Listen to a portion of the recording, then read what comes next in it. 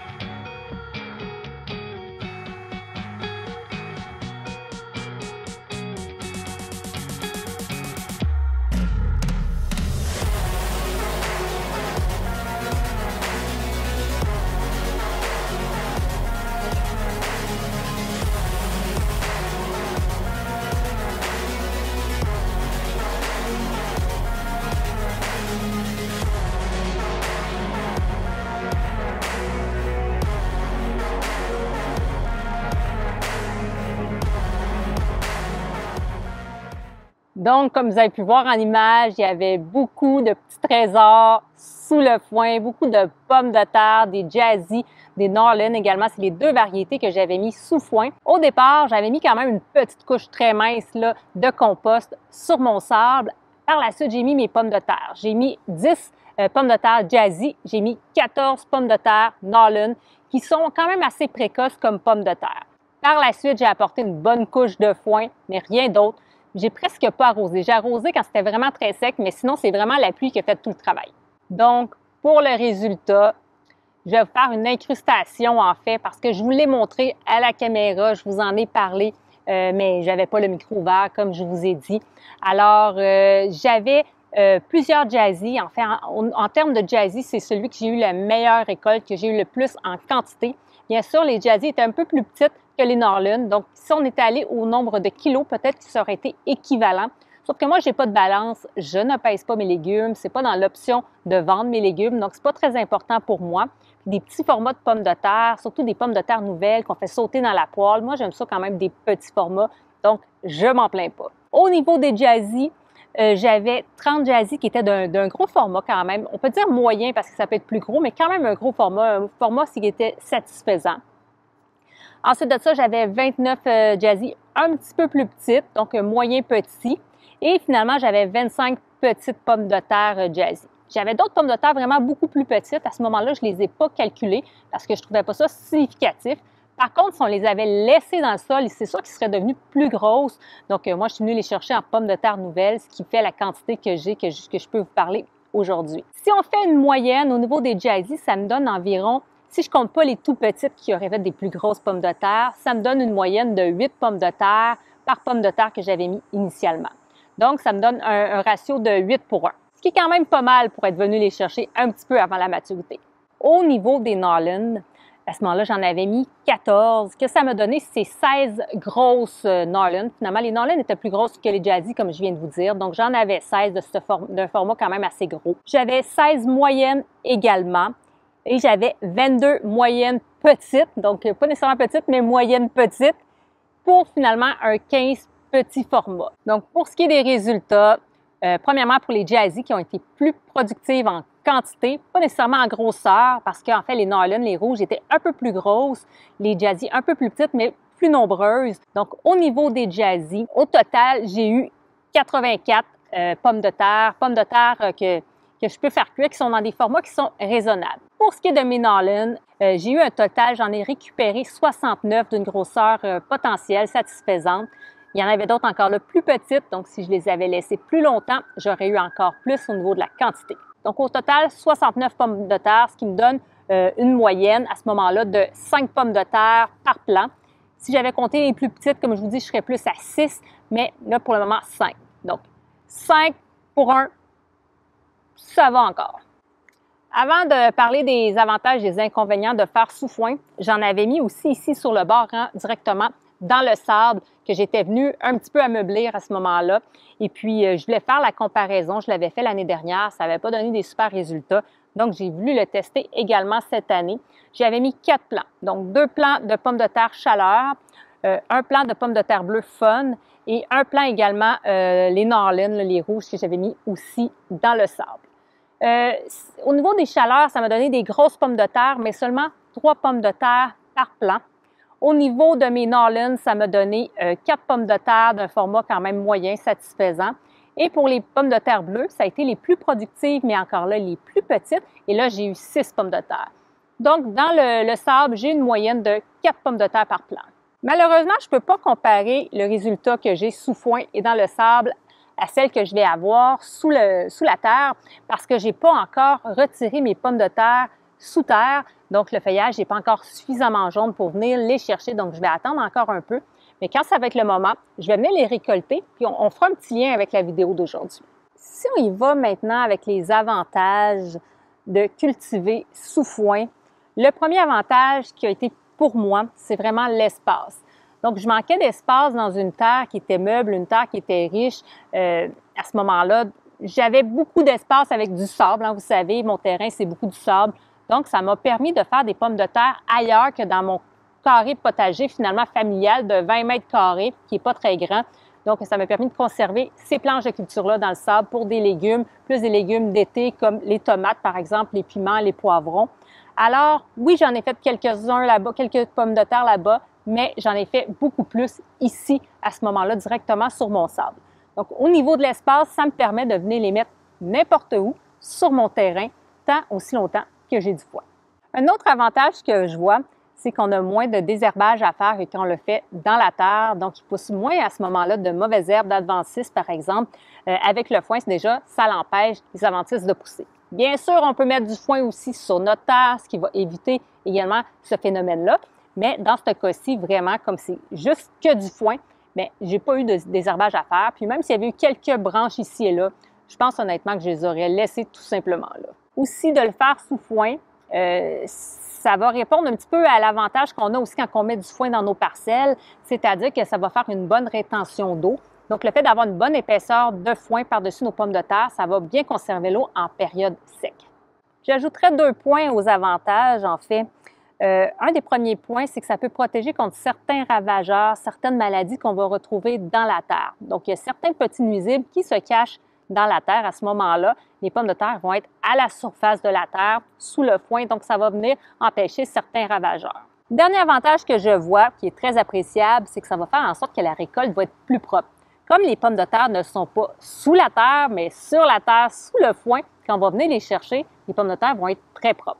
Donc ça, c'est quand même le fun.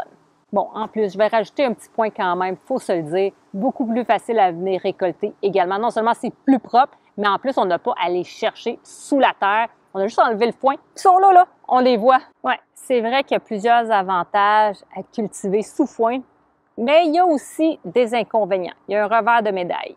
Donc, premièrement, un des inconvénients, c'est que ça prend du foin. Ça prend beaucoup de foin. Foin, paille, peu importe, ça prend un paillage. Donc, il faut s'assurer d'avoir ce qu'il faut, d'être en mesure de pouvoir procurer à nos pommes de terre suffisamment de foin pour les couvrir, parce que si, à ce moment-là, ils rentrent en contact avec les rayons du soleil, ce qui va arriver, c'est qu'elles vont verdir et elles vont devenir impropres à la consommation. Puis, j'ajouterais, tantôt, je vous ai nommé l'humidité comme un avantage à le faire sous foin, mais ça peut être aussi un inconvénient, parce que s'il y a trop d'humidité, ça va venir faire pourrir les pommes de terre. Donc, ça prend quand même un bon contrôle de l'humidité, qui est peut-être un peu plus difficile quand on est sous foin.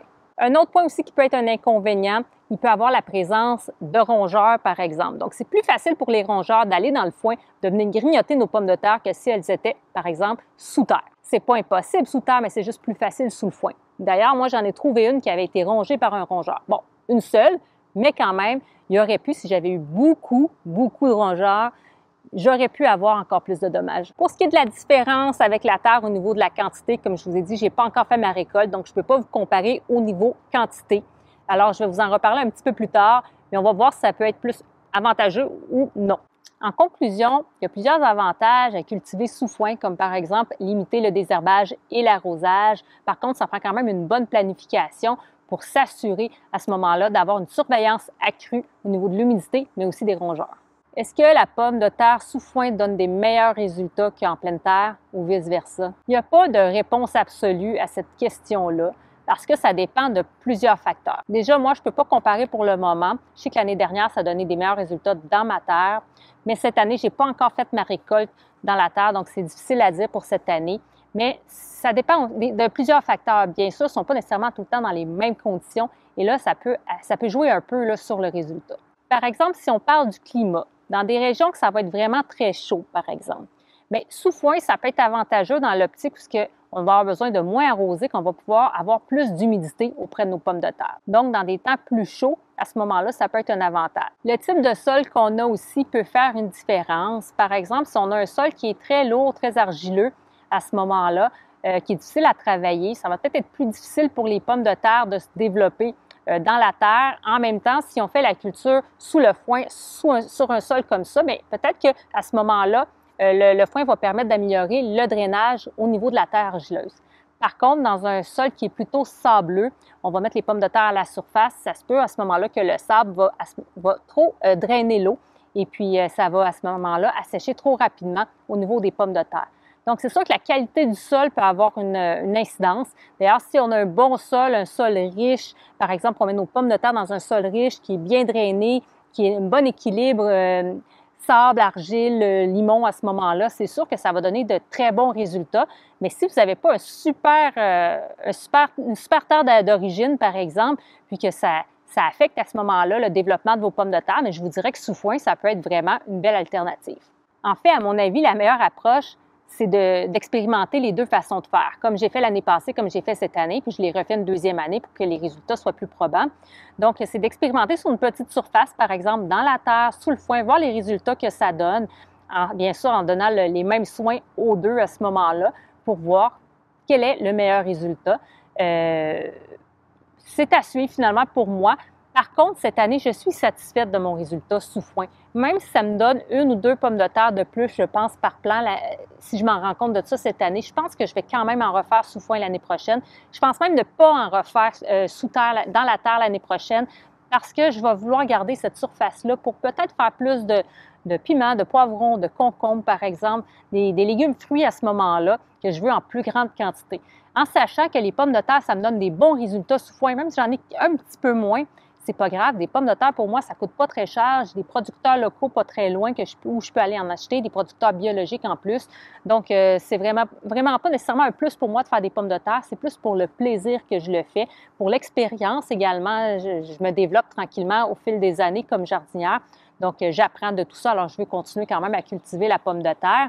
Mais l'année prochaine, ce que je pense faire, si ça fonctionne en bas, j'ai un petit peu, les conditions encore différentes, sont moins ensoleillées à ce moment-là. Si ça fonctionne par contre cette année, je pense que je vais tout mettre en bas parce que j'ai beaucoup d'espace. Bon, ça va prendre beaucoup de foin aussi, là, mais j'ai beaucoup d'espace, donc je vais pouvoir en faire plein en bas. Pratiquement pas m'en occuper parce que là, dehors, je m'en suis presque pas occupée. Donc, si ça donne des bons résultats, c'est ça que je vais faire l'année prochaine. Mais je pense vraiment faire que sous foin l'année prochaine, pas dans la terre. Puis si jamais je me plante, ben j'aurai l'occasion l'année d'après de me reprendre. Je vais avoir appris de tout ça. Alors voilà, j'espère que cette petite vidéo un peu spéciale vous aura plu, malgré le problème de micro au départ. Comme vous avez pu voir, la culture sous foin, c'est impressionnant, mais ce n'est pas une solution miracle pour tout le monde. Le mieux, c'est de tester, de comparer avec une culture classique en pleine terre, surtout si vous débutez en jardinage. Faites vos expériences, vous allez voir ce qui vous convient le mieux. Alors, merci à tous d'avoir visionné cette vidéo. N'hésitez pas, un pouce en l'air si vous avez des commentaires. N'hésitez pas à me les mettre. D'ailleurs, j'aimerais savoir ce que vous en pensez. Est-ce que vous l'avez expérimenté? C'est quoi les résultats que ça vous a donné? Ça m'intéresserait de savoir. Alors, n'hésitez pas à me mettre le commentaire et je vous dis à la prochaine. Prenez soin de vous. Au revoir.